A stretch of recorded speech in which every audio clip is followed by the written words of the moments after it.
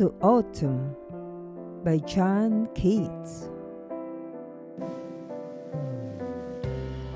Season of mists and mellow fruitfulness, close bosom friend of the maturing sun, conspiring with him how to load and bless with fruit the vines that round the thatch eaves run,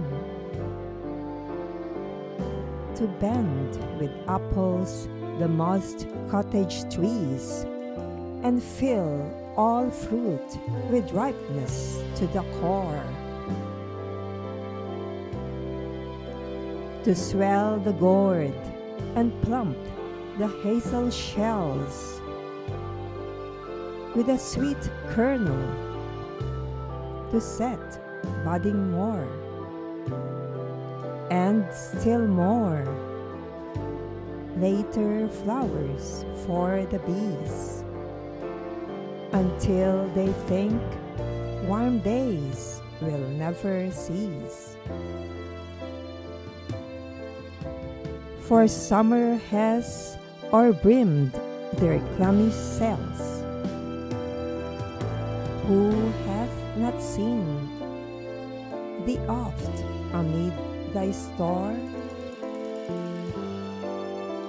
Sometimes whoever seeks abroad may find thee sitting careless on a granary floor.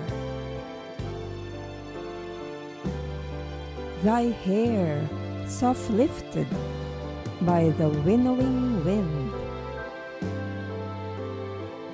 or on a half-whipped furrow sound asleep, drowsed with the fume of poppies, while thy hoop spares the next swath and all its twined flowers. And sometimes like a gleaner thou dost keep steady thy laden head across a brook,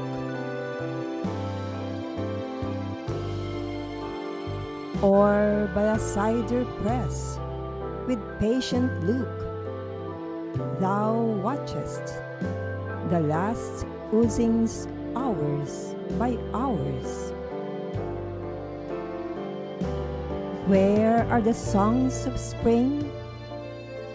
Ay, where are they? Think not of them.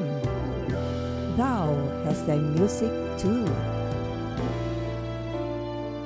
While barred clouds bloom the soft dying day, and touch the stubble plains with rosy hue,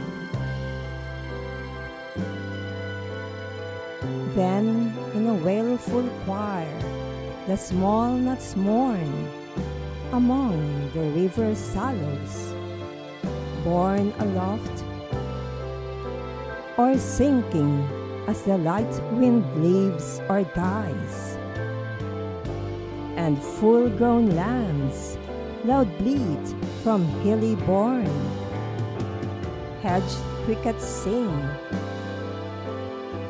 and now with treble soft the red-breast whistles from a garden croft,